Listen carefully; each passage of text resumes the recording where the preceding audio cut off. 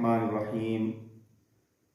السلام علیکم ورحمۃ اللہ تعالی وبرکاتہ۔ امید کرتا ہوں تمام سننے والے دیکھنے والے خیریت سے ہوں گے۔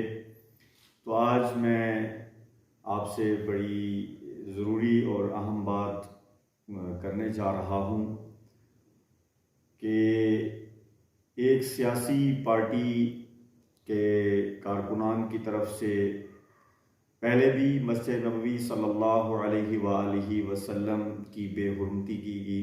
روضہ رسول صلی اللہ علیہ وسلم کے باہر جو ہے نعرے بازی کی گئی اور بہت زیادہ شور و غل کیا گیا۔ تو اب جو ہے وہ سیاسی پارٹی کے کارکنان، Tehreek Insaf P T I کے کارکنان، عمران خان اپنے لیڈر کی محبت میں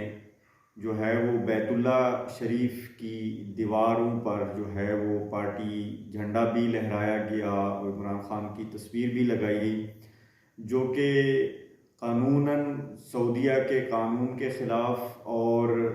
شرعاً بھی جرم ہے۔ تو یہ اس مذموم حرکت کی میں بھرپور مذمت بھی کرتا ہوں اور سعودی حکومت سے میں مطالبہ کرتا ہوں کہ جو بھی اس جرم میں ملوث ہیں ان کو فی الفور سزا بھی دی جائے اور قرار واقعی ان کو سزا دی جائے تاکہ بعد والے لوگوں کے لیے وہ عبرت کا نشان بنے اور اس طرح کی مقدس جگہ کی وہ توہین نہ کریں۔ تو